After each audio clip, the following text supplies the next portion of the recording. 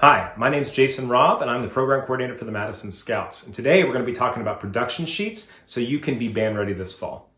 Most band directors are start thinking about getting their drill and their visual design written. We're going to go over production sheets and how you can use them to set up yourself for success so your band has the best start to the season as possible.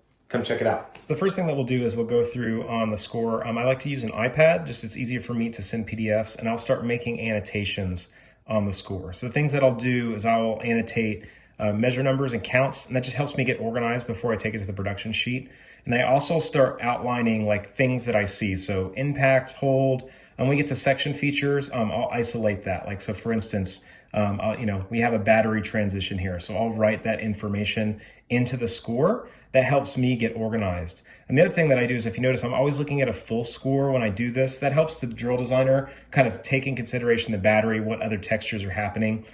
Some drill writers can read scores. Some of them are less musically literate. I think it's important to have as much information for them as possible. So if you see, we've got a woodwind feature. So I'm going to highlight that here in my score. So I try and focus on, measure numbers, counts, and then I can translate this material onto my production document here in a second. So the last step in the process is taking everything we have in our annotated score here and putting it onto our production sheet.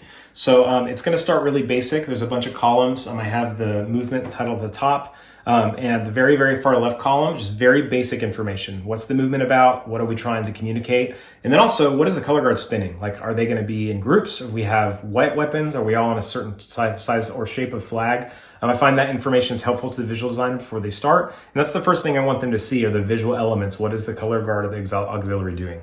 Second thing, the next columns are going to be letter or measure numbers, and then counts for the large phrases. And then we have basically 3 columns that give us information in terms of the music ensemble. We have GE thoughts, what's happening big picture. We have instrumental texture. Where does the winds need to be to ensure that they're in the right place at the right time, or when are they marching, or when are they holding? The battery percussion, where are they going to be placed in terms of pulse and music ensemble? And then we have additional auxiliary information. So that's any other specific information for the color guard that doesn't already exist in the GE column.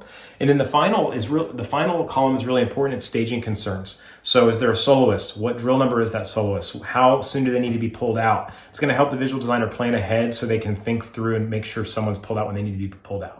And the very final element is that we have a tab with drill numbers. So I put all of the drill numbers organized in the Excel sheet so the visual designer is really, really specific on what the numbers are going to be, and we don't lose track of it. So all of this information with the annotated score shipped over to the visual designer, and then they're ready to rock.